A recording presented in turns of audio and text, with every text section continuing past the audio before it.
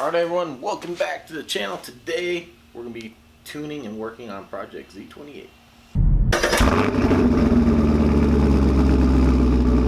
Alright, you guys remember I had so many problems with the idle on this car. We disconnected the idle air control motor, the IAC. So now that I think we got it working between the plugs and the tune being okay, we're going to go ahead and plug it back in. That way the tuner can see what the motor's doing. Of course, we're going to go through the little procedure to reset it, which is something like turn the car on with it plugged in, unplug it, then turn the car back in. I forget, I got to re-look it back up. That's what we're going to do. I got the new tune already flashed, and then after that's done, we're going to go for a little drive, do some data logging. Tuner said it's still showing a little bit rich, but at least it wasn't crazy like it was before, where he didn't think it was so far rich. He didn't think he'd be able to get it. So I think we can get it this time. Unfortunately, I got to remove the throttle body to get to the idle air control valve, but you know, it could be worse. Like, I initially thought I had to take this runner off, which would be a real pain because the bolts go under. This is a quick, easy way to get to this valve. It's not terribly complicated. And I said it in the last video. Just so many people coming in with diagnostics and reasoning, and sorry, you know, it just got a little frustrating. You know, it's just really aggravating. I put so much work into this car, and then I had problems. I just really didn't want to hear anything.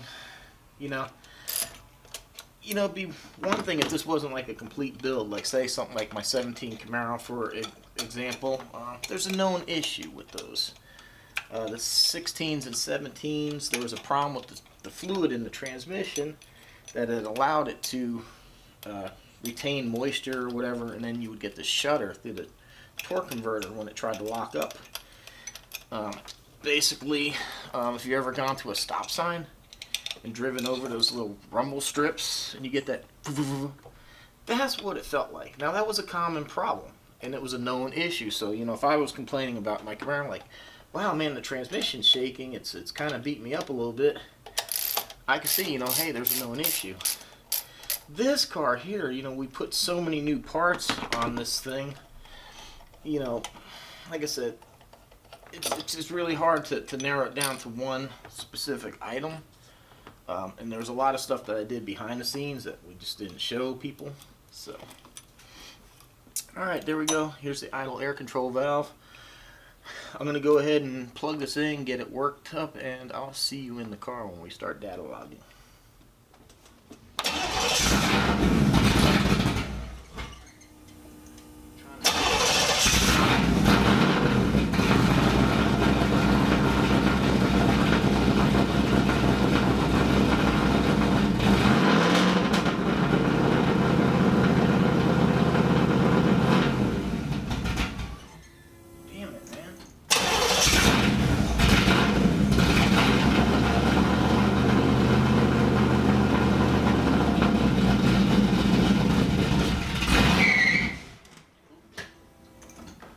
Burned out my garage. Damn it.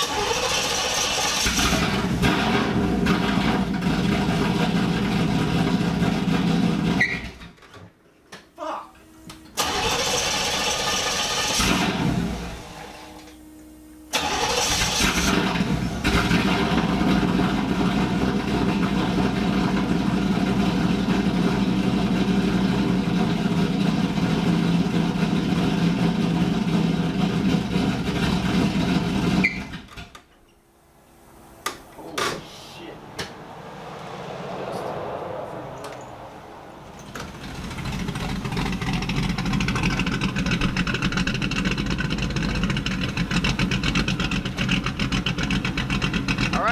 It, idling between 500 and 600. Sounds good, guys.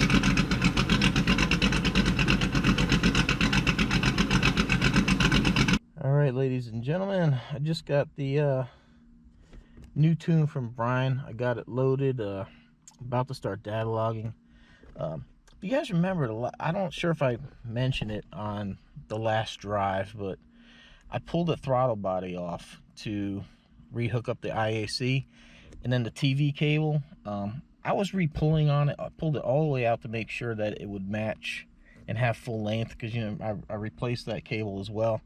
And I think I might have binded something in the transmission. Why when I was putting in a gear it chirped so bad, because the transmission thought, you know, the cable was pulled. But as soon as I got down the road and I gave it a little bit of gas, I think it reset or whatever. So all right, let's start recording. I'll start this thing up, see how she does.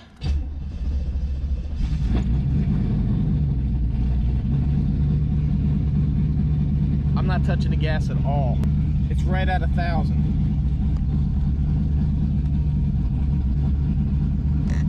Which, for a cold engine, that's good, man. I'm happy with that.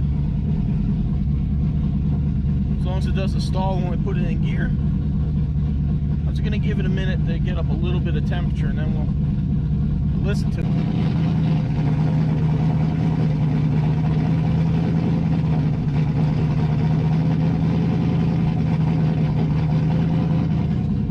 Still smells a bit rich though. Alright, well, it's idling in gear. See what happens.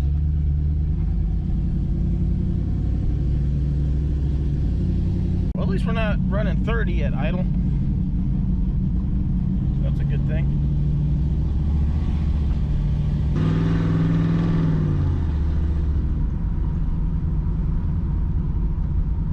Sounds good.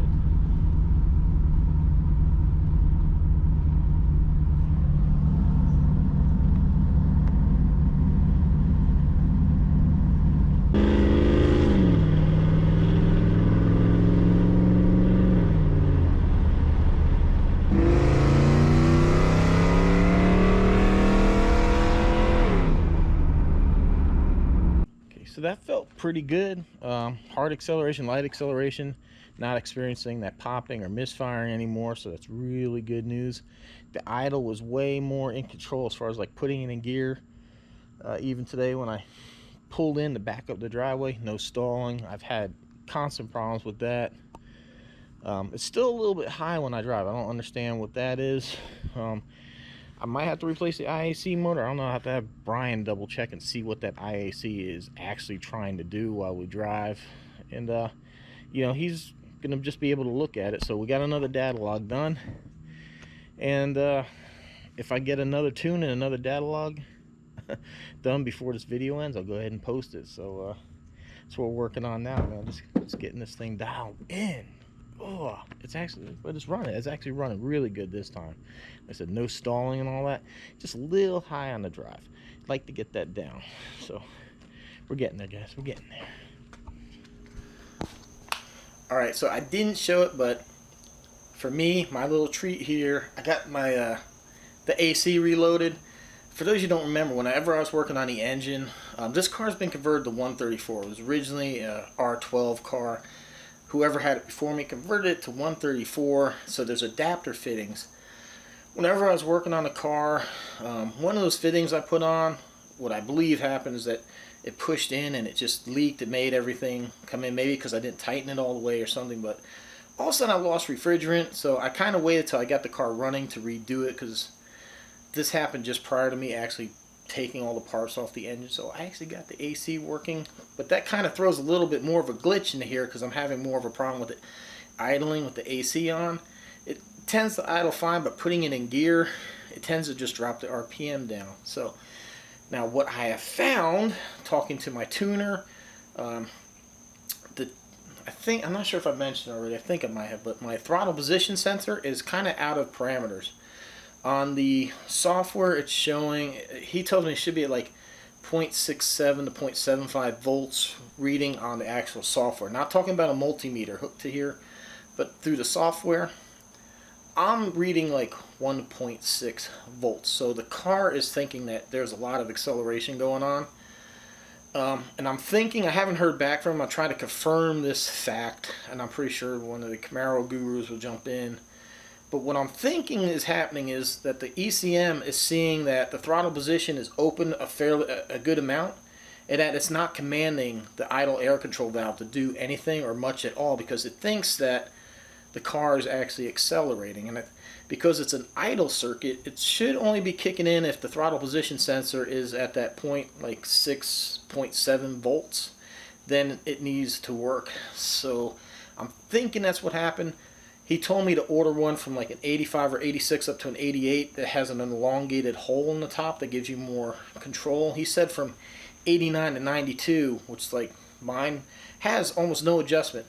The one hole is slightly bigger. I was able to move it a little bit and get the voltage to come down just a hair, but nothing that dramatic. So I got a new throttle position sensor, so that might actually be causing a lot of my idle issues. See, guys, it's just need the data log, I need the tuner to look at the parameters, we need to look at all the little bits and pieces of electronic sensors and all that stuff on here to figure out what's going on. So right now I do know that my throttle position sensor is out of whack.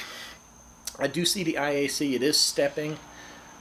When I turn the AC on, it definitely steps up, I think 10 or 20 clicks or whatever. It jumps from one setting and it goes up about 20 points. So it is reacting to changes. So like I said, I think in this what's causing the IAC not to work is that it actually thinks we're accelerating pretty hard because the throttle position sensor is out of whack. So I have tune number 6 loaded in, and I'm going to go ahead and drive, do a data log, and I'll come back and give you a report. Alright, so that drive went spectacularly horrible. The car went flat on its face. I had like no acceleration. It was backfiring really bad. Yeah, so we got a massive vacuum. No, I'm just kidding. There's no vacuum leak. I sent the data log to Brian. He looked at it. He's like, oh man. So he made it way too lean. So the tune kind of got messed up. It was way too lean. I came back home, reflashed the last tune, put it back in the car, and it drove fine, minus the little bit of an idle issue. So what it is, it's just a throttle position sensor. This is one of the items that's causing us from getting this thing to dial in. I mean, as far as drivability, like full-on acceleration and everything else, the car feels great. It feels a little sluggish on when you accelerate, which is a symptom of a bad throttle position sensor. I had a bad feeling about this sensor. It worked fine before, but the way it mounts onto the first TPI intake, I had a problem. There's a little lever that sticks out that when you move the actual throttle blades, it engages that lever. And this didn't want to kind of line up, and it cracked. I cracked the case. But there is no adjustment on it either, so I kind of figure I might have damaged it a little bit. I did put a multimeter on it. I thought I did it right. I thought it read right, but you know, I've also driven it since then. I mean, the car drove fine before, but now what I'm seeing on the tuning software is that the throttle position sensor is way out of whack. I mean, it's almost double what it should be. It should be no higher than, like I said, like 0.75 volts, and I'm getting 1.6. I tuned it a little bit, got it down to like 1.3, but it's still kind of high. So I have one on order from Rock Auto. It's going to take a little bit for it to get here, but I'd rather put a better AC Delco part on than the thing that Advance Auto had, which the one they had didn't have the oval slot for an adjustment, which is kind of what I need, and I'm not going to rush to get something that's not going to work for the car. So it's going to take a few days for it to get here. So I'm going to have an RV video coming up. I did kind of like my last modification, so that'll be coming up probably this weekend or Friday. So hopefully you guys enjoy this stuff. I don't know. If not, hey, I don't know what to tell you. I hope you do, but you know, I'm going to have that coming up. I'm just warning you, so I'll get an RV video coming up. But yeah, so throttle position sensor. So I think once we get that in here, we'll be able to get the idle air control valve and get these two pieces talking together, and we'll have the car running pretty good. So that's where we're at. Nothing mechanical, no vacuum leaks, no bad fuel pumps, no shorts or anything like that. Nothing crazy. We just happen to have a bad sensor. Like I said before, you know, these computer controlled cars rely on inputs from several different things. So before we go trying to blame a lot of other stuff. I really just need to get the car running to a point to where I can get the computer plugged in and let the tuner look at what's going on. And so now we found out that the throttle position sensor is faulty on this car. It's reading way too high, so the computer thinks that we're accelerating when we're not. So there we have it. It's on order. We'll get it fixed. So, all right, everyone, stay tuned. We're going to get this car dialed in. Please subscribe if you haven't. Like, shares, comments appreciated. If you want any cool merchandise like this neon sign up here, custom made, man. You can put any image you want. Your car, if you got a channel, your logo, anything you want, man. Save you 10%. Use my link down below, man. I love these things. Anything help grow and support the channel. Like I said, it doesn't cost you anything to subscribe. Make a comment, like, and share. So let's help grow the channel. I greatly appreciate the support. Again, everybody, we will get this car running, man. But it does sound great, doesn't it? And this is just one of those things when you build a car and you're dealing with a lot of new stuff. I mean, we put a lot of new stuff in this car all at once. It wasn't like I just did the camshaft and then we did this. I mean, we did a lot of stuff. So it's getting there. So thank you, everyone. It's been a long road, but we're going to get old Project Z28 on the road running. All right, we'll see you in the next one. Thanks for watching.